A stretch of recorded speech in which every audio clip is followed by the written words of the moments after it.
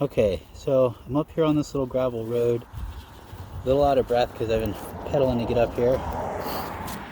It does have the assist modes, but even on the long steep sections, you still got to do a little work. So here we go down this gravel power line trail. We'll see how it does. Obviously it's going to be bumpy suspension on this bike.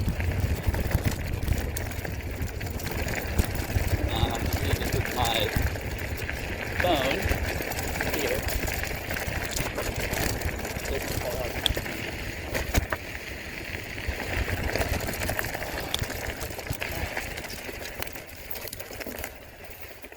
Oh, they got it blocked off much better than they did last time I was here.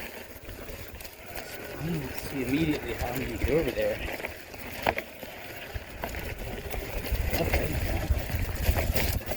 I'm going to have to figure out another off-road section to test it on. Too shabby. Just running through the gravel and the grass.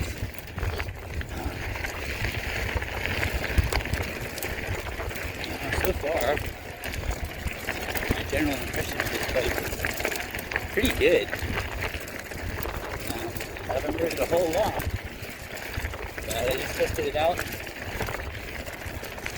Coming up a pretty long hill. So we're just going to head back out,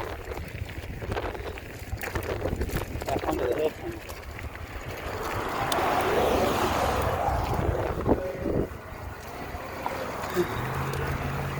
Okay, so back onto the long slog.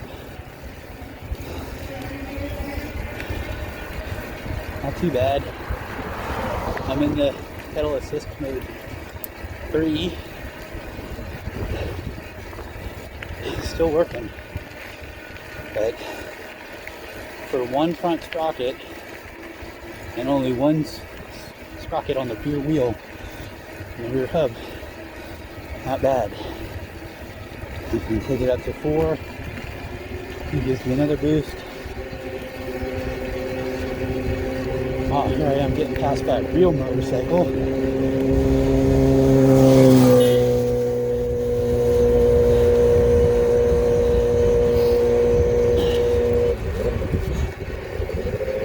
Alright, this thing also has a little twist throttle that gives you a little juice.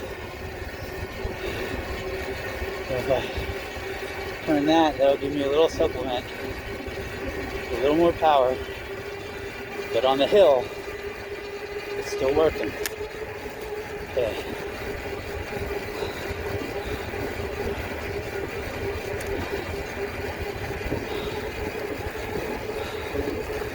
Lots of bikers and cyclists out today. This is a really nice ride here. I do this on my motorcycle a lot. Today I'm testing out this bike that I just got. An electric bike, electric bicycle. It's called the Lectric XP Lite. It's their cheapest, I don't want to say cheapest, it doesn't seem cheaply made, but least inexpensive. Alright, it's going to get steeper right around this corner, so I'm just going to go for all the power it's got because I know it's still not going to be enough, but you know, that's what you get when you have to weigh functionality versus what kind of handling and performance you want. Do you want a bigger motor and a bigger battery and more power? Or do you want a smaller, lighter bike that's more nimble and more agile? That's just a trade-off that you have to make. And that's what's going to be determined by your individual riding style and what you want to do with it.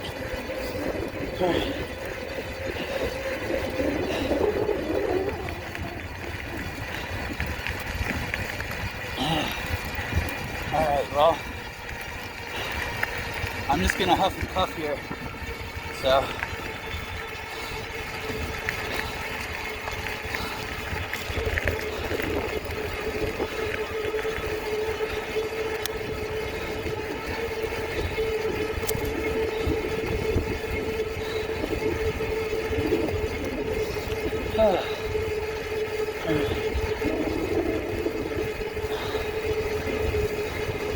it's actually a gorgeous day.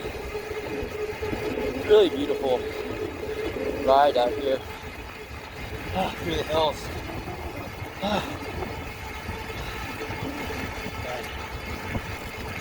It's the throttle assist here. Oh man, somehow I burned through half my battery pack already. So you're going up strenuous stuff, steep hills and whatnot, you will go through that battery quick. Well, I mean, it's still half, but I only been riding for 15 minutes, so. But what do you expect? You know, it's a small battery compared to what they have on their other bikes. Oh, wait a minute. Now I've magically got 2 more bars back on my power strip, so yeah. Maybe it's kind of like, you know, some motorcycles have a constantly upgraded fuel range based on how fast you're going and like what the fuel consumption is of the bike. So maybe this is like that. When you're taxing the motor at a high rate, the bars start to go down, telling you if you keep at this rate, you're going to be out in this amount of time. Now I'm actually coasting on a downhill. I got another bar back on my... Okay, so I spoke a little too soon in terms of how quickly the battery depletes. I really won't know until I'm done the ride.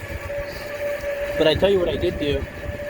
The very first thing I did when I rode this was left it off and just rode it to see, you know, what's it like to ride it just as a bicycle. And you can ride it as a bicycle with no power. The brakes are manual.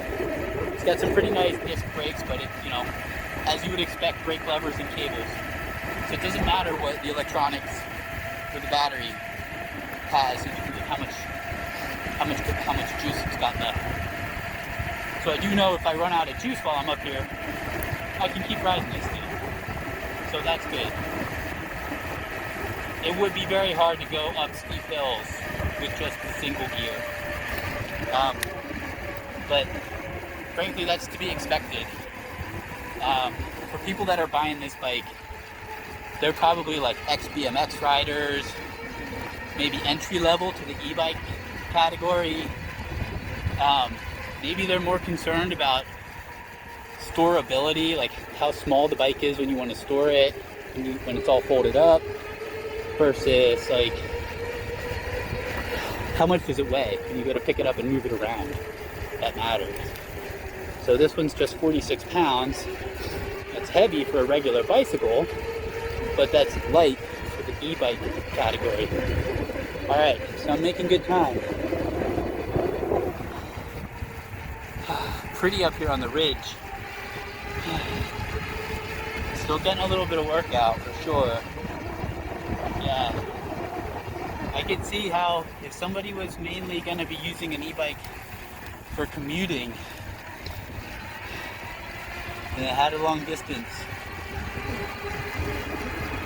maybe they would want a bigger battery pack, maybe a more powerful motor. This one has top speed of 20 miles per hour under the bike's own capacity to take you there. You know, if you can pedal faster than that, it'll go faster than that. On a downhill, if you can go faster than that, it'll go faster than that. But the bike under its own power won't go faster than 20. It's got some sort of limiter.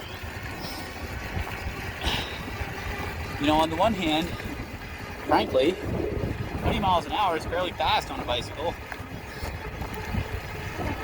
It's also going to get you a little more range. In a way, it conserves your battery. Okay.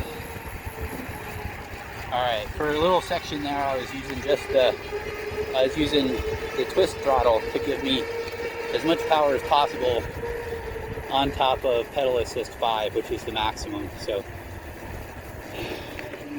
basically pedal assist 5 gives you the maximum amount of power. So we'll get you up to about 20 miles per hour with you also pedaling.